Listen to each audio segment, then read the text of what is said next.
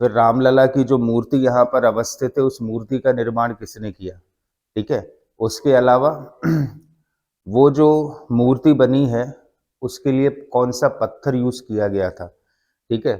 ये जो कहना चाहिए गुलाबी कलर का आपको पत्थर दिख रहा है, ये पत्थर कहाँ से आया। फिर मंदिर निर्माण शैली ऐसी है कि सीमेंट का एक अंश भी प्रयोग नहीं हुआ है, ठीक है। तो किस प्रकार से कहना चाहिए पूरे मंदिर का आर्किटेक्चर को शेप दिया गया है। दूसरी इंपॉर्टेंट चीज है, मंदिर के चारों तरफ आप जो हरियाली देख रहे हो, ग्रीनरी देख रहे हो, ठीक है। तो इस मंदिर का जो प्लेटफॉर्म है, इसको तैयार करने के पहले प्रस्ताव ही ये था कि मंदिर प्रांगण में 70% भाग पर हरियाली होगी, ठीक है। तो इन कुछ विशेष कॉन्सेप्ट को हम पढ़ेंगे, ठीक है। सबसे पहली चीज है 22 जनवरी वर्ष 2024 को अयोध्या में दिव्य राम मंदिर प्राण प्रतिष्ठा समारोह का आयोजन किया गया, ठीक है। तो ये सभी ने देखा था अपन ने, ठीक है। कौन सी तारीख थी, 22 जनवरी वर्ष 2024। प्रधानमंत्री नरेंद्र मोदी ने राम मंदिर में श्री राम लला की प्राण प्रतिष्ठा की थी और यह मंदिर लोहे या स्टील के उपयोग के बिना बलुआ पत्थरों से निर्मित है जो तीव्र भूकंप के झटकों को भी सहन कर सकता है। आ रही है बात समझ में, ठीक है। पूरे के पूरे मंदिर क्षेत्र में कहीं पे भी यूज नहीं हुआ है किसका, सीमेंट या लोहे का कहीं पे भी कोई यूज नहीं हुआ है, कहीं पे भी स्टील का प्रयोग नहीं हुआ है, ठीक है। कैसे हुआ होगा, ठीक है। तो कहना चाहिए पुरानी जो पद्धति है, कहना चाहिए आर्किटेक्चर के निर्माण की, उसका यूज हुआ है, तब जाकर ये भव्य राम मंदिर बना है।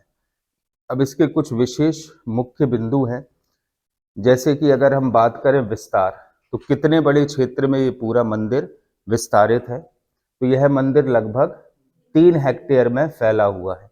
कितने क्षेत्रफल पर विस्तार है बेटा, 3 हेक्टेयर पर फैला हुआ है और गुलाबी बलुआ पत्थर से बना है, ठीक है। तो ये जो आप आर्किटेक्चर देख रहे हो, ये कौन सा पत्थर लगा हुआ है, गुलाबी बलुआ पत्थर लगा है, ठीक है, जिसे जटिल नक्काशी से सजाया गया है। मंदिर की फोटो तो सभी ने देखी है, ठीक है। सिंपली जो है कहना चाहिए पत्थर जड़े नहीं गए हैं, पत्थरों के साथ साथ जटिल नक्काशी हर एक पत्थर पर की गई है और बहुत शॉर्ट टाइम पीरियड पर पूरा मंदिर बनकर तैयार हुआ है, ठीक है। यह मंदिर कुबेर टीला परिसर के दक्षिण पश्चिम भाग में अवस्थित है। कुबेर टीला परिषद का अर्थ क्या है, अयोध्या में जिस स्थान पर यह मंदिर है उस इलाके का नाम है बेटा क्या, कुबेर टीला। जो पूरा का पूरा कुबेर टीला परिसर है उसके दक्षिण पश्चिमी भाग पर अवस्थित है क्या, राम मंदिर, ठीक है। अब अपन बात करते हैं राम मंदिर की इस कहना चाहिए विशेष मूर्ति की, ठीक है। तो मंदिर के गर्भगृह के अंदर भगवान राम की मूर्ति स्थापित की गई है, ठीक है। तो अभी हम सब बताएंगे आपको चित्र से, गर्भगृह कहाँ है और अलग अलग प्रकार के जो मंडल है इस मंदिर में वो कहाँ कहाँ पर अवस्थित है। गर्भगृह वो वाला स्थान होता है किसी भी मंदिर का जहां पर मुख्य देवता की मूर्ति विराजमान होती है। नो डाउट एक मंदिर में बहुत सारे देवता विराजमान हो सकते हैं, लेकिन मंदिर किस देवता को समर्पित है उसकी उस मुख्य देवता की मूर्ति हमेशा अवस्थित होती है कहाँ पर, गर्भगृह में। ये मूर्ति अवस्थित है, अपन सबने देखा ही था इनके विषय में, ठीक है। राम मूर्ति की स्थापना की गई है। इस मूर्ति को बालक राम नाम दिया गया है। क्या नाम दिया गया इस मूर्ति के लिए, बालक राम, जिसे मूर्तिकार या जिसके मूर्तिकार अरुण योगीराज ने शालिग्राम शिला से निर्मित किया है, ठीक है। तो वो जो चट्टान है या शिला है वो कौन सी शिला है, शालिग्राम शिला, ठीक है। और इसके मूर्तिकार कौन है, अरुण योगीराज। ये जो इमेज आप लोग देख रहे हो ये इमेज अरुण योगीराज की ही है, ठीक है, से निर्मित किया है। अब निर्माण कैसे हुआ है भाई, तो अगर हम निर्माण की बात करें तो यह मंदिर पारंपरिक डिजाइन को अत्याधुनिक तकनीक के साथ मिश्रित करता है। जैसे प्राचीन काल में जो मंदिर बनते थे पुराने ज़माने में जो मंदिर बनते थे, ठीक है, तो निर्माण पद्धति वही है। लेक्चर में आगे जाने के पहले आपको हम अपने नए बैचेस की इंफॉर्मेशन देना चाहते हैं। हमारे यहाँ 2024-25 के लिए फीस का एक नया स्ट्रक्चर बनाया गया है, जिसमें कोई भी ऐसी छात्र छात्राएं जो सिर्फ एक सिंगल बैच पढ़ना चाहते हैं, जिसकी टाइम ड्यूरेशन 1.5 आवर्स रहेगी, उसकी फीस रहेगी 799 रुपये प्रति माह। 2 बैचों की रहेगी 1199 रुपये प्रति माह, और 3 या अधिक बैचेस की जो फीस रहेगी वो हमारी रेगुलर फीस है, और वो है 1500 रुपये प्रति माह। 1500 रुपये प्रति माह वाले पैकेज में आपको किसी भी प्रकार का रजिस्ट्रेशन चार्ज नहीं देना होगा, और इसके साथ ही आपका शाम का बैच भी मुफ्त हो जाएगा। बाकी जो सिंगल बैच करना चाहते हैं उनकी फीस 799 है, डबल बैचेस की फीस 1199 है। 4 मार्च से हमारे यहाँ एंशिएंट इंडिया का बैच चालू हो रहा है, प्राचीन भारत, जिसका समय है सुबह 7 से 8:30, और प्राचीन भारत के आगे मध्यकालीन भारत और फिर आधुनिक भारत, ये रेगुलर बैचेस रहेंगे। इसके बाद जैसे जैसे हमारा 2024 का सिलेबस कंप्लीट होता जाएगा, वैसे वैसे रेगुलर बैचेस स्टार्ट होते जाएंगे। जैसे हमारा पहला जो रेगुलर बैच चालू हो रहा है वो है मॉर्निंग में 7 बजे से 8:30 बजे का। इसके बाद जो हमारा बैच चालू होगा वो रहेगा 8:45 से 10:15 तक। इसके बाद हमारा जो तीसरा बैच रहेगा वो रहेगा 10:30 बजे से 12 बजे तक, ठीक है। तो ऐसे जितने भी लोग हैं, जो लोग पढ़ने के इच्छुक हैं, क्योंकि बेटा रेगुलर पढ़ने से ही, क्रमबद्धता से ही आपके पेपर क्वालिफाई हो पाएंगे। अगर आप ये सोचोगे कि एग्जाम के टाइम पे ही हम पढ़ेंगे तो वो बहुत दिक्कत देगा आपके लिए कॉन्सेप्ट को समझने में। इसलिए रेगुलर पढ़िए, और जितने भी लोग हैं जिन तक ये हमारा संदेश पहुंच रहा है, वे और लोगों तक हमारे नए बैच की इंफॉर्मेशन पद्धति वही है, ठीक है। जो चोल चेल पांड्य राज्यों में थी, या जो प्राचीन मंदिर बनते थे, वही है, बस उसको आधुनिक तकनीकों से जोड़ दिया है, और इसे सीमेंट के उपयोग के बिना ही तैयार किया गया है। मतलब पूरे मंदिर में कहीं पे भी सीमेंट का प्रयोग नहीं हुआ है। अब बहुत ध्यान से समझना, ये जो आप लोग छवि देख रहे हो यहाँ पर, ये टाइम कैप्सूल की छवि है। क्या है कि इसके बाद, इस दौर के बाद कभी ऐसा युग फिर से ना आ जाए कि कुछ विशेष लोग ये बोलने लगे कि नहीं भैया वहाँ पर मंदिर नहीं था, मस्जिद ही थी। तो उसका भी प्रबंध यहाँ पर करके रखा है। मंदिर से लगभग कुछ फीट नीचे, तो मंदिर बन रहा था तो उसके कुछ फीट नीचे ये स्टील का एक टाइम कैप्सूल रख दिया गया है, और इस टाइम कैप्सूल में वो प्रमाण संरक्षित करके रखे गए हैं जो प्रमाण श्री रामभद्राचार्य जी ने सुप्रीम कोर्ट में दिए थे कि ये जो स्थान है वो राम जन्मभूमि ही है, ठीक है। तो वो सारे के सारे प्रमाण बेटा काय में संरक्षित करके रखे गए टाइम कैप्सूल में, और मंदिर निर्माण के पहले धरातल के नीचे, ठीक है, इसे रखा गया है, ठीक है। क्योंकि दौर तो वही चल रहा ना कि आज हम लोग क्लेम कर रहे हैं कि भैया इस स्थान पर मस्जिद नहीं थी, मंदिर था। कालचक्र बहुत स्ट्रांग होता है, समय किसी ने नहीं देखा कब कैसा समय आ जाए।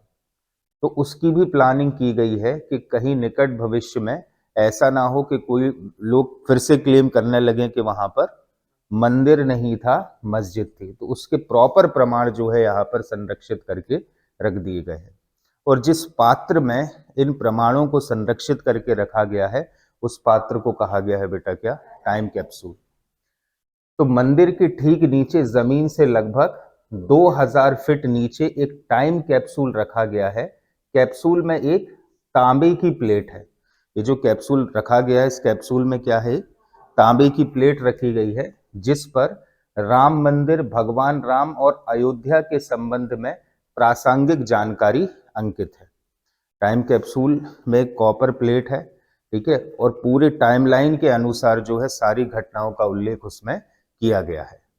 इस टाइम कैप्सूल को रखने का उद्देश्य यह सुनिश्चित करना है कि मंदिर की पहचान समय के साथ बरकरार रहे एवं भविष्य में इसे भुलाया ना जा सके।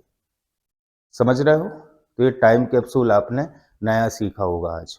ठीक है, अब ये जो पूरी मंदिर निर्माण तकनीकी है, इसमें जो प्रयुक्त सामग्री है वो कौन कौन सी है?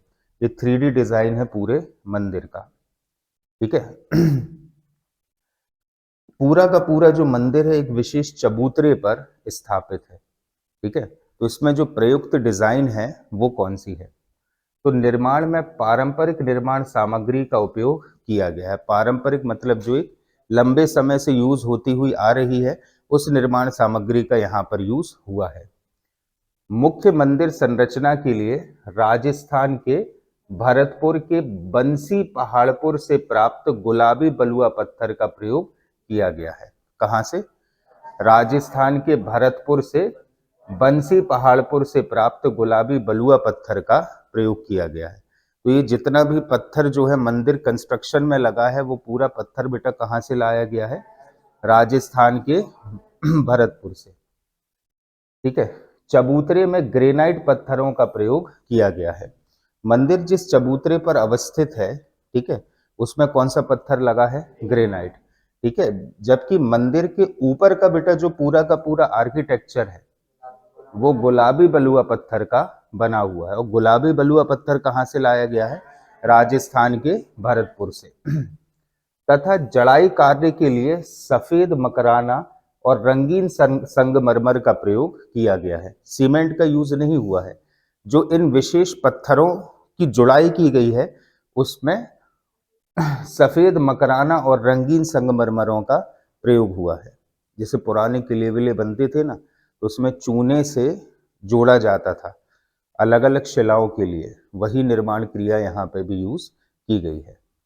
ठीक है, मंदिर के दरवाजे के निर्माण में सागौन की लकड़ी का उपयोग किया गया है। ठीक है, जितने भी कपाट है या मंदिर के दरवाजे हैं उन सब में कौन सी लकड़ी का यूज हुआ है? सागौन की।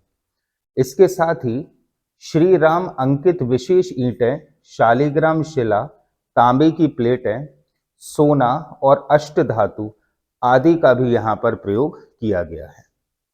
आ रही है बात समझ में? ठीक है, जो ईंटें वगैरह लगी हुई हैं, ठीक है, कुछ विशेष स्थानों पर, ठीक है, उन पर लिखा हुआ है क्या? श्री राम।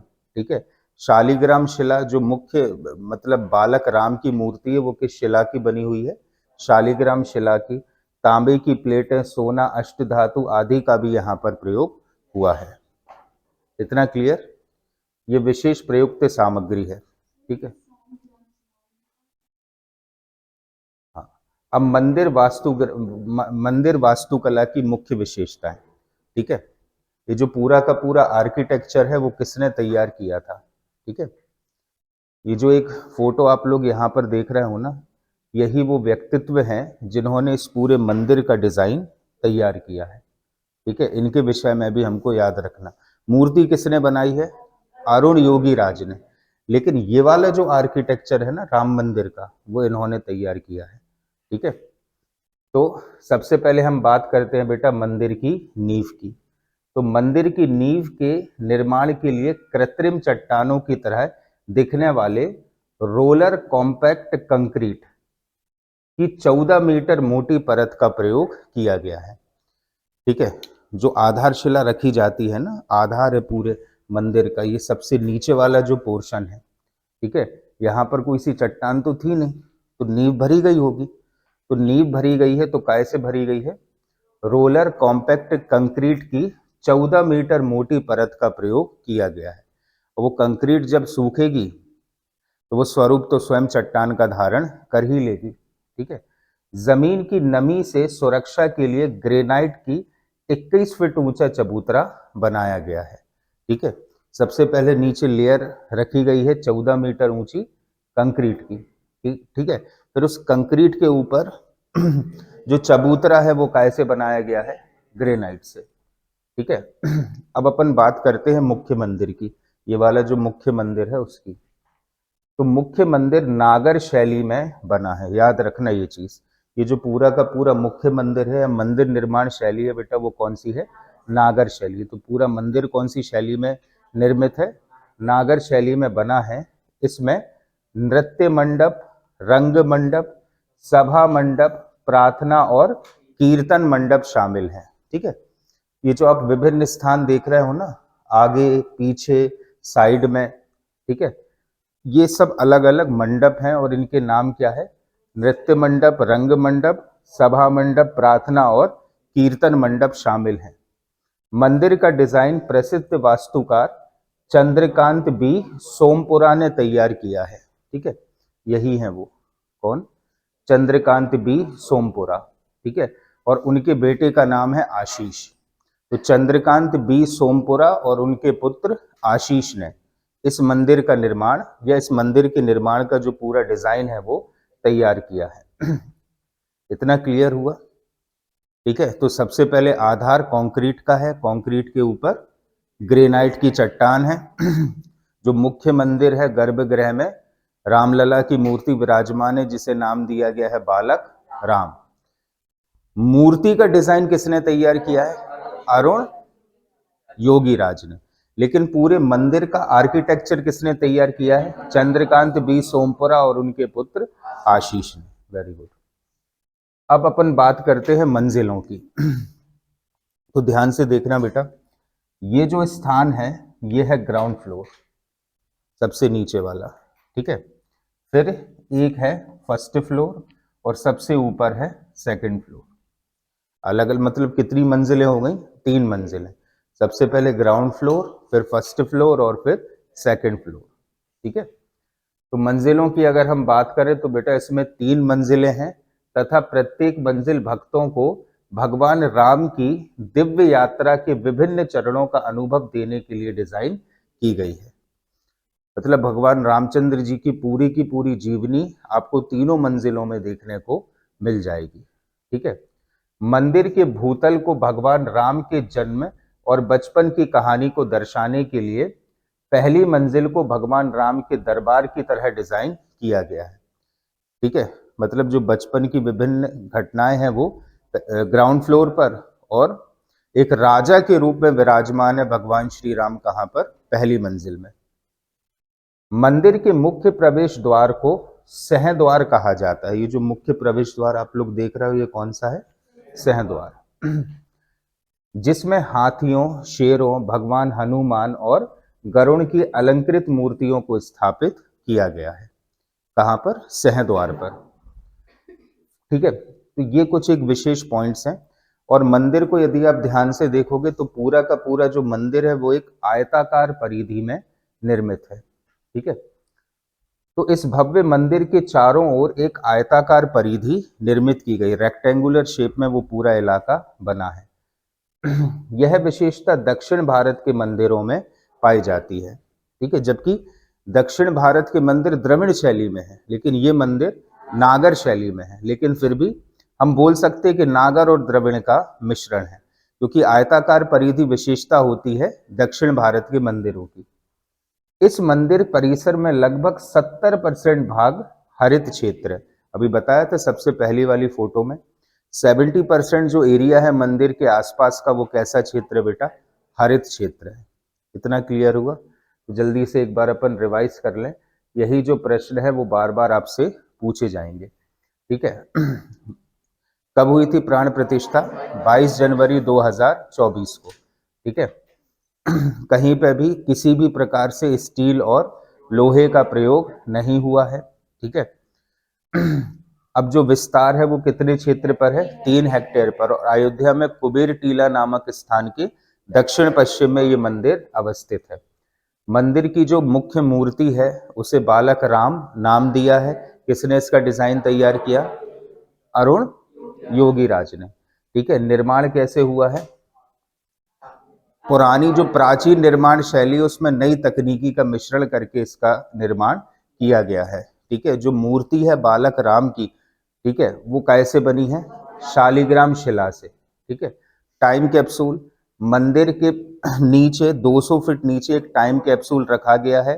ठीक है, उसमें एक कॉपर प्लेट है जो मंदिर निर्माण के जो विभिन्न चरण है उसका द्योतक है। ठीक है, ताकि भविष्य में कोई दिक्कत ना आए। ठीक है, प्रयुक्त सामग्री जो है भाई, तो गुलाबी कलर का जो कहना चाहिए कि पत्थर है वो कहाँ से लाया गया था, राजस्थान के भरतपुर से, ठीक है। बलुआ पत्थर है गुलाबी कलर का, ठीक है, ग्रेनाइट है, और उनकी जो कहना चाहिए जुड़ाई है वो सफेद मकराना और रंगीन संगमरमर से की गई है, ठीक है। मुख्य जो मंदिर है इसका डिजाइन किसने तैयार किया है? चंद्रकांत बी सोमपुरा और उनके पुत्र आशीष ने, ठीक है। मंदिर जो है अलग अलग मंडपों में विभाजित है, तो मंडपों के नाम आपको याद रखना है। इतना क्लियर है, ठीक है। अब नेक्स्ट टॉपिक की तरफ चलते हैं अपन, और वो है कौन सा? संत तिरुवल्लुवर, ठीक है। मंदिर का उद्घाटन कब हुआ था? 22 जनवरी 2024 को। अगर तुम लोगों को याद है कि उसके पहले प्रधानमंत्री श्री नरेंद्र मोदी कुछ समय के लिए दक्षिण भारत भी गए थे, ठीक है। तो 16 जनवरी की बात है, 16 जनवरी 2024 को प्रधानमंत्री नरेंद्र मोदी ने तिरुवल्लुवर दिवस के अवसर पर तमिल कवि और दार्शनिक तिरुवल्लुवर को श्रद्धांजलि अर्पित की थी। तो तमिलनाडु के एक मुख्य कवि हैं कौन? तिरुवल्लुवर। तिरुवल्लुवर तमिल संस्कृति में एक सम्मानित व्यक्ति माने जाते हैं, ठीक है। बहुत बड़े दार्शनिक हैं। तमिल संस्कृति का उद्भव इनके दर्शन से माना जाता है। तिरुवल्लुवर को तमिलों द्वारा एक प्राचीन संत, कवि, दार्शनिक के रूप में सम्मानित किया जाता है। प्राचीन संत हैं, कवि हैं और दार्शनिक हैं। ऐसा माना जाता है कि उनका जन्म तमिलनाडु के कन्याकुमारी जिले के एक गांव थिरुनैनार कुरुची में हुआ था।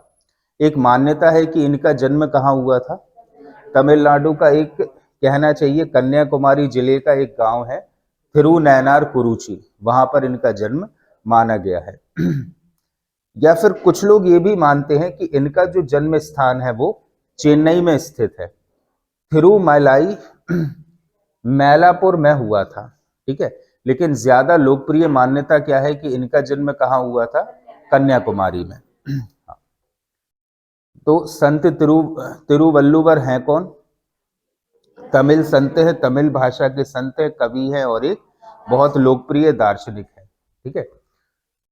प्रसिद्ध तमिल कवि और दार्शनिक संत तिरुवल्लुवर के बारे में ऐसा माना जाता है कि वे 3री शताब्दी ईसा पूर्व, सोचो 3री शताब्दी ईसा पूर्व से 1ली शताब्दी ईसा पूर्व के बीच रहे होंगे, क्योंकि वहां पर डेट्स तो उल्टी चलती हैं। ईसा पूर्व की बात कर रहे हैं हम, ठीक है, यही तो चालू होना है सब प्राचीन भारत में।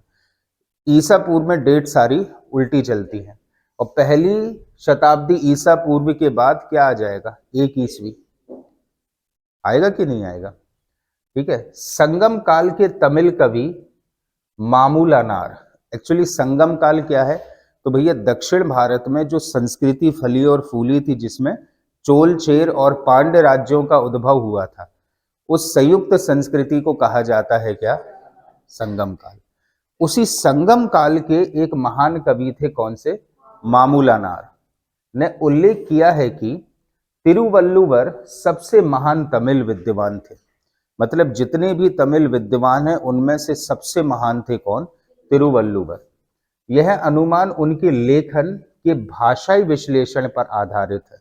मतलब इन्होंने जितना भी जो भी साहित्य लिखा है वो पूरा का पूरा साहित्य अवेलेबल तो है नहीं, लेकिन जितना जो कुछ भी शेष है उसको पढ़कर यह अनुमान लगाया गया है कि पूरी तमिल संस्कृति में सबसे महान जो कवि हुआ है या संत हुआ है वो है कौन? तिरुवल्लुवर। तिरुवल्लुवर अपनी साहित्यिक कृति तिरुक्कुरल, प्रोनाउंस करो, तिरुक्कुरल, ये उनकी साहित्यिक कृति है, कौन सी? तिरुक्कुरल, के लिए सबसे ज्यादा प्रसिद्ध माने गए हैं। ये है वो कृति, कौन सी?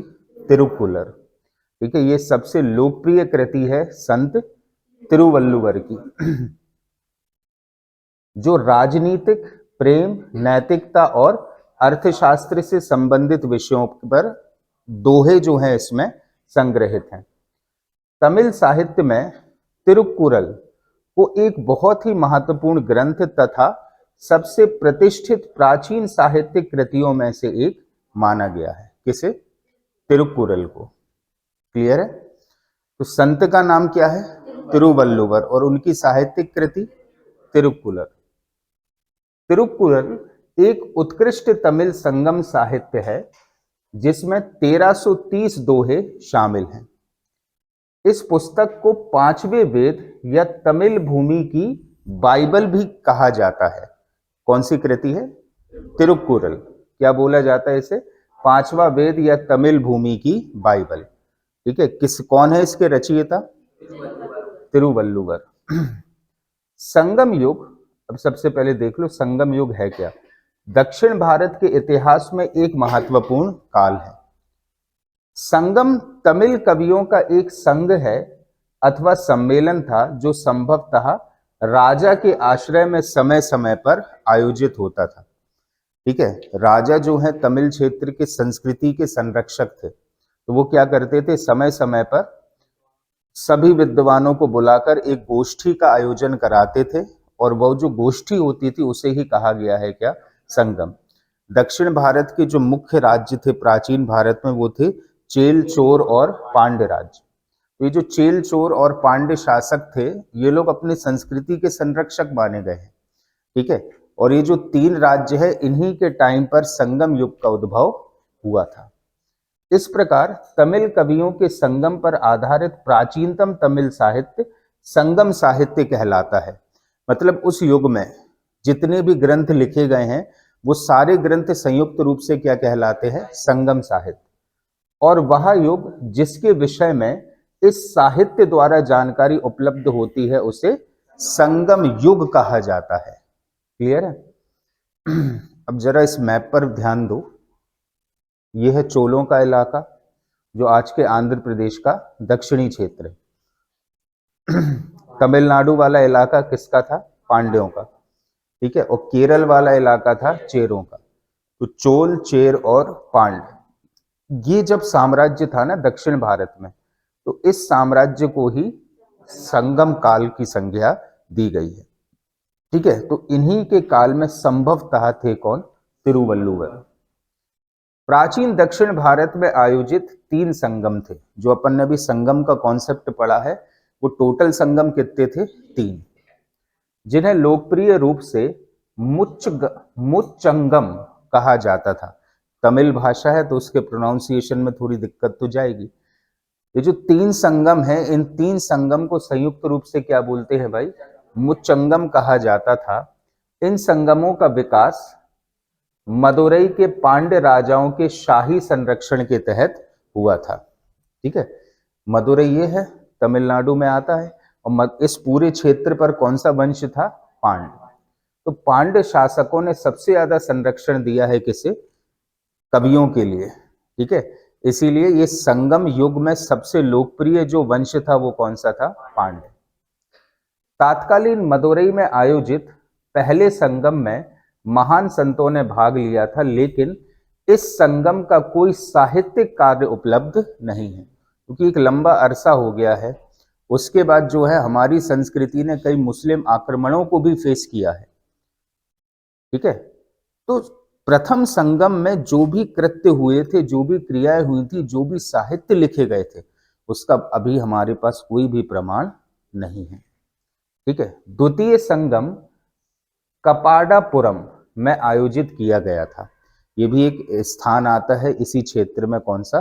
कपाडापुरम। पहला संगम मदुरई, द्वितीय संगम कपाडापुरम। इस संगम का एकमात्र तमिल व्याकरण ग्रंथ तोलकाप्पियम ही उपलब्ध है। यहाँ पे भी बहुत सारी चीजें कलेक्ट हुई थी, बहुत सारा साहित्य लिखा गया था, लेकिन तमिल साहित्य का जो आधारभूत ग्रंथ है बेटा वो है कौन सा? तोलकाप्पियम, जो द्वितीय संगम में लिखा गया था। और द्वितीय संगम का एकमात्र उपलब्ध ग्रंथ है कौन सा? तोलकाप्पियम। तृतीय संगम फिर से कहाँ हुआ बेटा? मदुरई में आयोजित हुआ, तथा इस संगम की संस्थापना मुद्तिरुमारन ने की थी। उस समय के एक संत थे कौन? मुद्तिरुमारन। उन्होंने अध्यक्षता की थी किसकी? तृतीय संगम की। इसमें बड़ी संख्या में कवियों ने भाग लिया था जिन्होंने कई साहित्य रचे। हालांकि इस संगम के अधिकांश ग्रंथ अब नष्ट हो चुके हैं। तो इतिहास में बेटा कितने संगम हुए हैं? 3। पहला मदुरई, दूसरा कपाडपुरम और तीसरा फिर से मदुरई। इसी समय के प्रमुख संत थे कौन? तिरुवल्लुवर। और कब मनाई जाती उनकी जयंती? 16 जनवरी को। इतना क्लियर हुआ? आगे चले। अब आप सभी लोगों ने नाम सुना होगा बेटा सावित्री बाई फूले का, आपकी सिलेबस में भी है, मेंस में अलग से विचारक के रूप में शामिल हैं सावित्री बाई फूले। तो 3 जनवरी वर्ष 2024 को पूरे देश में भारत की पहली महिला शिक्षिका, याद रखना, भारत की पहली महिला शिक्षिका सावित्री बाई फूले की 113वीं जयंती मनाई गई। ठीक है।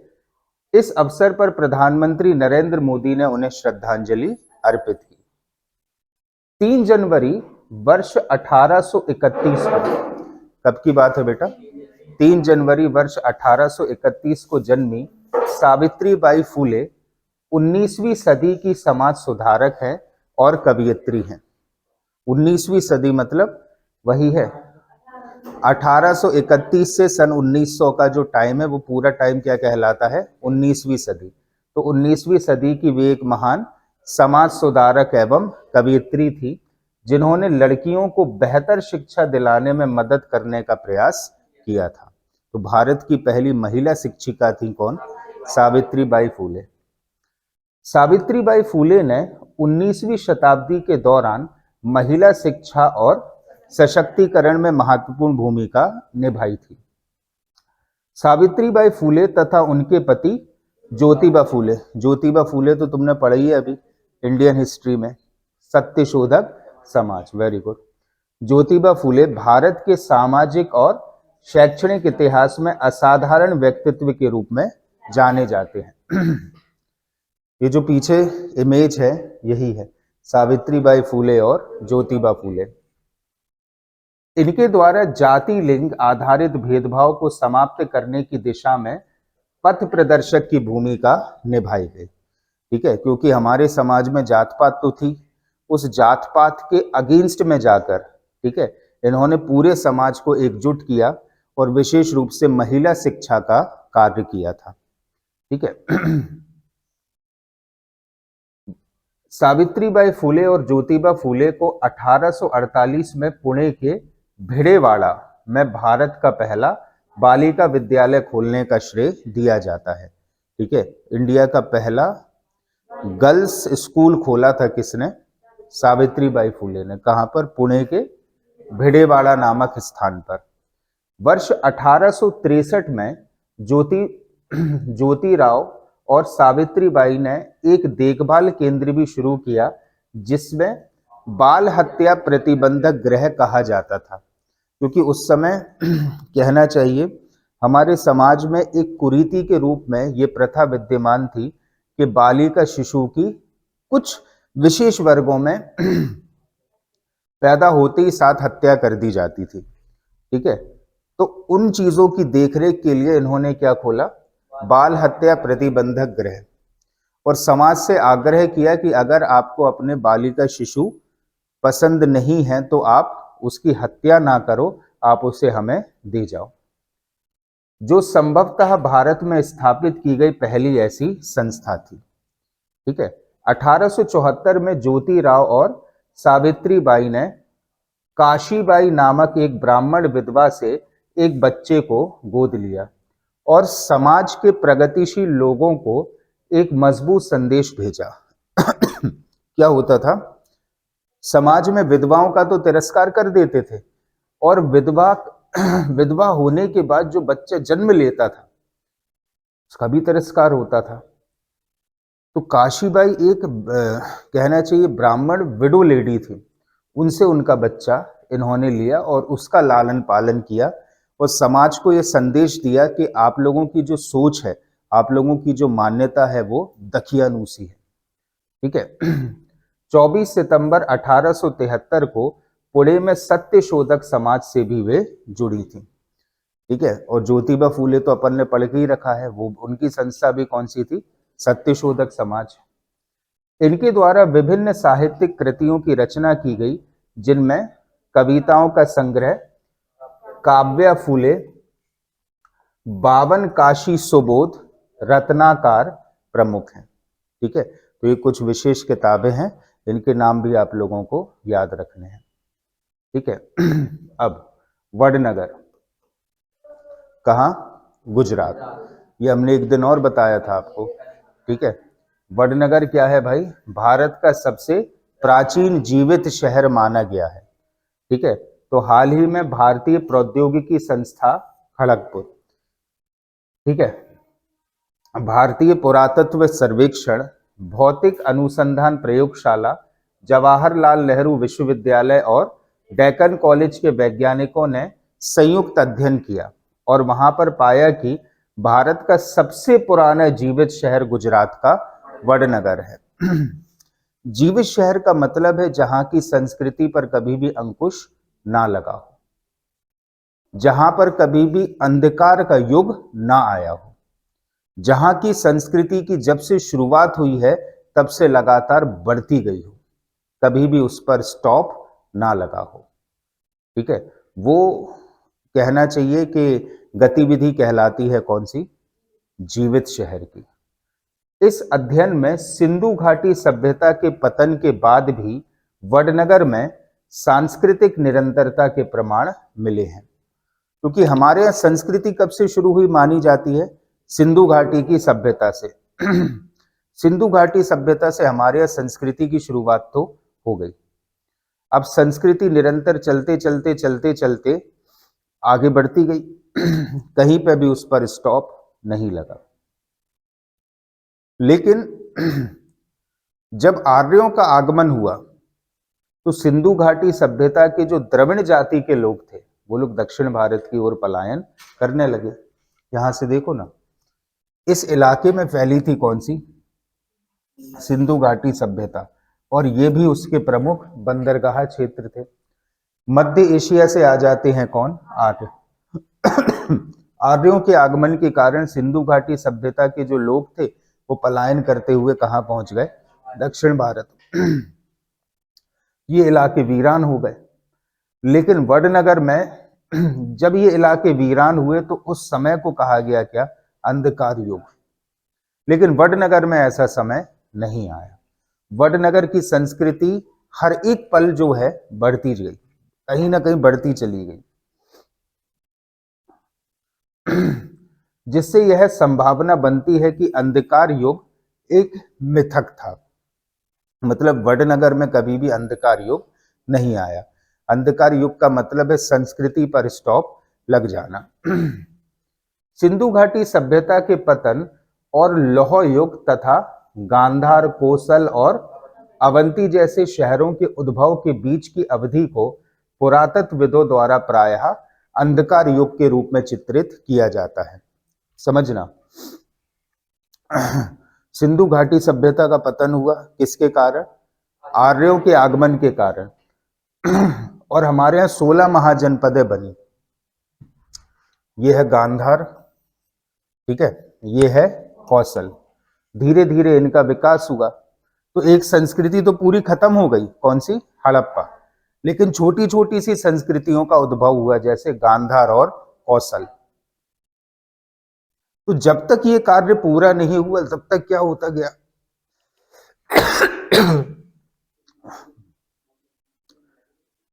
संस्कृति का संरक्षण नहीं था, इसलिए वहां पर ब्रेक लग गया। उस समय को कहा गया है क्या? अंधकार युग। लेकिन वडनगर में कहीं भी अंधकार युग नहीं आया। यहां से 800 ईसा पूर्व के मानव बस्ती के सबूत मिले हैं। मतलब बहुत पहले, हड़प्पा के भी पहले 800 ईसा पूर्व के मानव बस्ती के सबूत मिले हैं, जो उत्तर वैदिक पूर्व बौद्ध महाजनपदों या गणराज्यों के समकालीन है। ठीक है, बहुत पुरानी संस्कृति फली और फूली है कहाँ? वडनगर में। और कभी भी वहां पर संस्कृति में स्टॉप नहीं लगा। 3000 वर्ष की अवधि के दौरान भारत में विभिन्न राज्यों का उत्थान और पतन तथा मध्य एशियाई योद्धाओं द्वारा भारत पर बार बार आक्रमण, वर्षा और सूखे जैसी जलवायु में गंभीर परिवर्तन से प्रेरित थे, लेकिन वडनगर में ऐसी परिस्थितियां नहीं आई। वडनगर के उत्खनन से 7 सांस्कृतिक चरणों की उपस्थिति का पता चला है। इसमें मौर्य, मतलब एक समय पर मौर्यों ने भी यहाँ पर शासन किया, इंडो ग्रीक, इंडो सीथियन, शक क्षत्रप, हिंदू सोलंकी, सल्तनत मुगल, गायकवाड़, ब्रिटिश औपनिवेशिक शासन तक के चरण शामिल है। मतलब 7 चरणों में भारत की संस्कृति आगे बढ़ी है। तो वो पूरे के पूरे 7 चरण आपको अगर पूरे भारत में किसी स्थान पर देखने को मिलेंगे तो वो है गुजरात का वडनगर।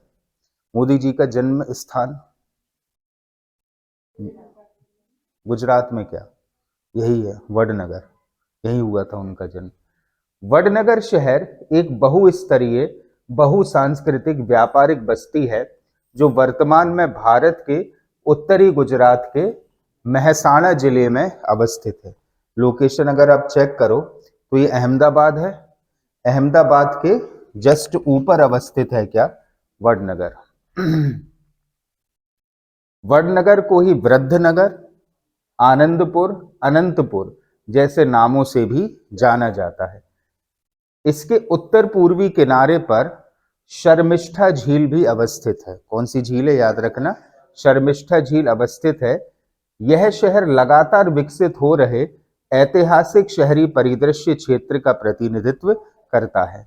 ऐतिहासिक शहरी परिदृश्य मतलब हर एक चरण यहाँ पर देखने को मिलेंगे कि कैसे व्यक्ति पहले हड़प्पा जमाने में शहरों में रहता था, वैदिक काल में गांव की संस्कृति चालू हुई, फिर 16 महाजनपदें भारत में बनी, फिर मौर्य साम्राज्य आया, फिर अलग अलग शासक जो हैं आते चले गए, प्राचीन भारत का समय खत्म होता है, मुस्लिम आक्रमणकारी आते हैं, सल्तनत काल चालू होता है, मुगल काल चालू होता है, फिर अंग्रेज आ जाते हैं। ठीक है, ये सारे प्रमाण आपको एक ही स्थान पर देखने को मिलेंगे और वो कौन सा है, वडनगर। वडनगर को दिसंबर 2022 में यूनेस्को की विश्व धरोहर स्थल की अस्थायी सूची में भी शामिल किया गया है। सिर्फ इसी के कारण ये पूरे भारत का इकलौता ऐसा क्षेत्र है जहां पर हर संस्कृति के प्रमाण आपको देखने के लिए मिलेंगे, इसलिए दिसंबर 2022 में ये यूनेस्को की अस्थायी सूची में भी शामिल हुआ है। क्लियर है भाई इतना? ये टॉपिक अपन कर लेते हैं 5 मिनट में। वीरभद्र मंदिर, यहां पे भी गए थे मोदी जी, ठीक है। वीरभद्र मंदिर, ठीक है, कहां पर अवस्थित है भाई, आंध्र प्रदेश के अनंतपुर जिले में अवस्थित है, ठीक है। इसी को ही लेपाक्षी मंदिर भी कहा जाता है, ठीक है। वीरभद्र मंदिर को ही क्या बोलते हैं, लेपाक्षी मंदिर के नाम से भी जाना जाता है। कहां पर अवस्थित है, आंध्र प्रदेश के अनंतपुर जिले में अवस्थित है। हैंगिंग पिलर्स, मतलब लगभग 70 पिलर है इस मंदिर में, लेकिन कोई भी पिलर जो है जमीन को स्पर्श नहीं करता, वो हवा में हैंग हो रहे हैं। लेपाक्षी शब्द का शाब्दिक अर्थ है लेपाधन अक्षी, अर्थात छत विछत आंख या चित्रित आंख। जो लेपाक्षी शब्द का अर्थ है वो क्या है, छत विछत आंख या फिर चित्रित आंख। यह वीरभद्र अर्थात भगवान शिव का उग्र अवतार को समर्पित है, ठीक है। इस मंदिर को हैंगिंग पिलर टेम्पल भी कहा जाता है। दरअसल इस मंदिर में कुल 70 पिलर हैं और इसमें से एक खंबा भी जमीन से जुड़ा हुआ नहीं है। इस खंबे को आकाश स्तंभ के नाम से भी जाना जाता है। देखो इस इमेज में देखो ध्यान से, यह है पिलर, लेकिन पिलर जो है पूरी तरीके से जमीन से नहीं जुड़ा। आंटी अंकल जो है नीचे से कपड़ा भी निकाल रहे हैं, ठीक है। इस बात का द्योतक है कि ये पिलर जो है पूरे तरीके से जमीन से सटा हुआ नहीं है, इसीलिए मंदिर कहलाता है हैंगिंग पिलर मंदिर। 70 के 70 स्पर्श नहीं करते, ठीक है, लेकिन फिर भी मंदिर जो है ज्यों का त्यों है।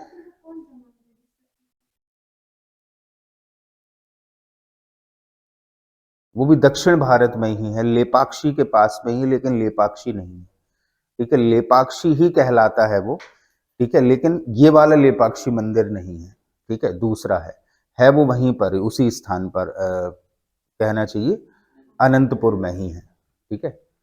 हिंदू पौराणिक कथाओं के अनुसार, ये तो तुम लोगों ने जानते ही होंगे कि माता सती के पिता थे दक्ष, उन्होंने एक हवन करवाया था और वो शिव जी से काफी ज्यादा चिढ़ते थे, ठीक है। तो जब उन्होंने शिव जी को काफी गलत बोला तो माता सती ने खुद के शरीर का दहन कर दिया था।